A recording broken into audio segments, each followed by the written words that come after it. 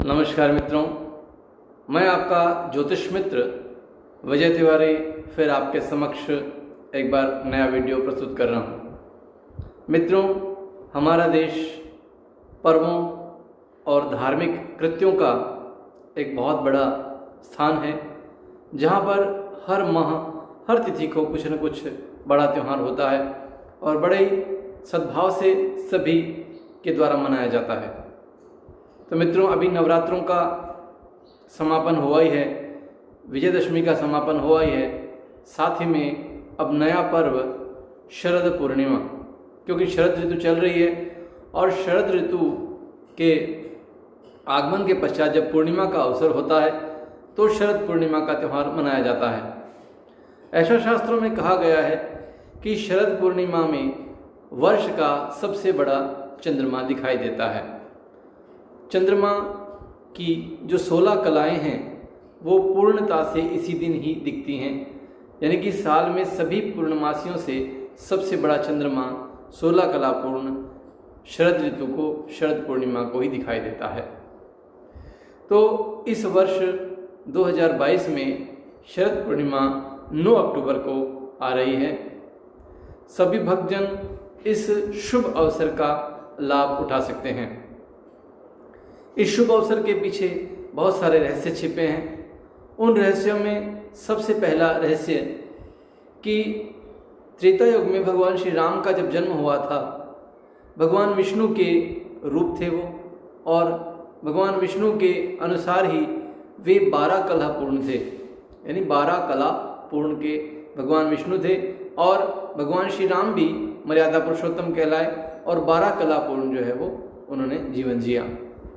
भगवान श्री कृष्ण, क्योंकि योगियों की योगी कहा गया भगवान श्री कृष्ण को, और वो 16 कला पूर्ण थे, यानी कि सर्वोत्तम जिसे कहा गया वो भगवान श्री कृष्ण कहलाए और युग पुरुष और योगी पुरुष भी कहलाए।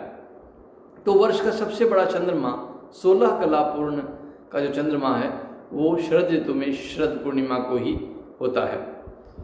इस पूर्णिमा में खास ये है कि हमारे हिंदू धर्म के अनुसार रात को खीर बनाकर रख दी जाती है और पूरी रात भर किसी भी बर्तन में जहाँ पर चंद्रमा की रोशनी पूर्णता प्रदान करे और चंद्रमा की रोशनी उस पर बरसे पूरी रात भर, और सुबह भगवान को भोग लगाकर, उसे गर्म नहीं करना चाहिए, सुबह उसको भोग लगाकर और तत्पश्चात जो है वो उस खीर का पान करना चाहिए, यानी खीर खानी चाहिए। तो जो भी घर में रोगी हैं उनको भी खीर खिलानी चाहिए, सब रोग इससे दूर हो जाते हैं। और वर्ष का सबसे महत्वपूर्ण दिन है जो जिसमें अमृत का मूल्य बहुत अधिक होता है, उस अमृत का पान कराने से सारे रोग दूर हो जाते हैं। तत्पश्चात साथ ही ऐसा कहा गया है कि जिनको श्वास की बीमारी है, आजकल प्रदूषण इतना ज़्यादा फैल गया है कि श्वास आदि की बीमारी आम लोगों को हो गई है, तो श्वास की बीमारी में भी यह खीर अत्यंत लाभदायी है और बहुत सारे जो दवाई और औषधियाँ दी जाती हैं वो इसी दिन दी जाती हैं। तो शरद पूर्णिमा इस वर्ष 9 अक्टूबर 2022 को रहेगी। इसके साथ में इसे रास पूर्णिमा भी कहा जाता है। रास पूर्णिमा इसलिए कहा जाता है कि भगवान श्री कृष्ण ने द्वापर युग में जब भगवान श्री कृष्ण का जन्म हुआ था तो भगवान श्री कृष्ण ने रास रचाई थी और महारास जिस दिन हुई थी वह पूर्णिमा का, शरद पूर्णिमा का ही दिन था। तो मित्रों, मैं आपको बता रहा था कि शरद ऋतु की पूर्णिमा को, यानी शरद पूर्णिमा को द्वापर युग में भगवान श्री कृष्ण के साथ सभी देवी देवता अपना रूप बदल कर आए और गोपियाँ मथुरा वृंदावन की जितनी भी थी उन सभी ने महारास शरद पूर्णिमा के दिन ही भगवान के साथ महारास किया। और मधुवन जो कि वृंदावन में स्थित है, वहाँ पर मधुवन एक स्थान है, वहाँ पर भगवान ने महारास की लीला रचाई।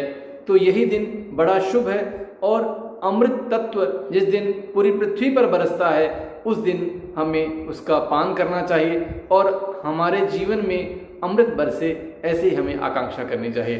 तो मित्रों, साथ ही अन्य पदार्थ भी भगवान को भोग लगाए जाते हैं और सुबह उनको पूजन करके तत्पश्चात स्वयं उसका हम पान करते हैं और स्वयं से खाते हैं।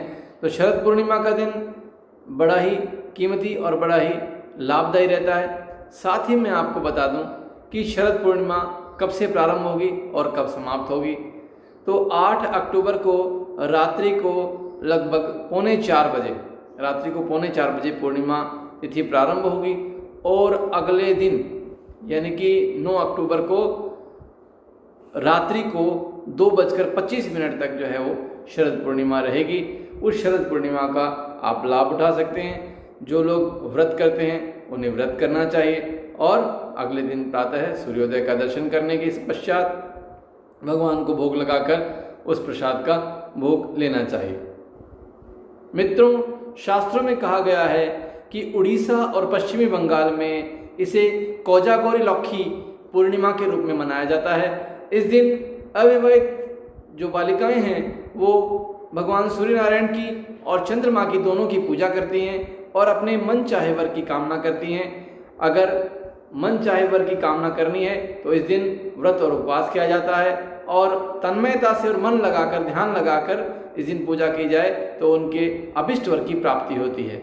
साथ में ऐसा कहा गया है कि माँ लक्ष्मी इस दिन धन वर्षा भी करती है। धन वर्षा के साथ में जो व्यक्ति इसमें माँ लक्ष्मी की पूजन करता है, माँ लक्ष्मी का व्रत करता है, उसे भी यह पूर्णता प्रदान करता है और अमरता और अमृत का जो है वो पान करता है और अमृत का लाभ मिलता है। तत्पश्चात साथ ही में उत्तर भारत में तो खीर का मैंने आपको बताया कि उत्तर भारत में खीर का प्रचलन है और खीर का भोग लगाया जाता है। साथ ही मित्रों, ये स्मरण रहे कि पूर्णिमा का व्रत 9 अक्टूबर 2022 को होगा और जो भक्त खीर रखना चाहते हैं, खीर के रूप में प्रसाद रखेंगे, वो 9 अक्टूबर रात्रि को रखा जाएगा और 10 अक्टूबर को सुबह उसका भोग लगाकर उसको खाना चाहिए और उसका पान करना चाहिए। साथ ही मित्रों, ऐसा भी कहा गया है कि माँ पार्वती ने इस दिन भगवान कार्तिकेय को जन्म दिया था, इसलिए इस पूर्णिमा को कुमार पूर्णिमा भी कहा जाता है। तो परमपिता परमेश्वर का और माँ सबका इस दिन पूर्ण आशीर्वाद रहता है। इस पर्व को सभी को हर्षोल्लास से मनाना चाहिए और खीर का पान भी करना चाहिए। जो भक्त ऐसा कार्य करेंगे नित्य ही सदैव परमात्मा की अनुकंपा उन पर रहेगी और सदैव उनके ऊपर अमृत के भांति जो है आशीर्वाद बरसेगा। सभी भक्तजन इसका लाभ उठाएं और 9 अक्टूबर 2022 को इस पर्व का लाभ उठाकर अपने को कृतार्थ कर सकते हैं। तो मित्रों, वीडियो पसंद आया तो प्लीज़ कमेंट करिए, लाइक करिए, शेयर करिए और अभी तक सब्सक्राइब नहीं किया तो प्लीज़ सब्सक्राइब करें। धन्यवाद। जय हिंद।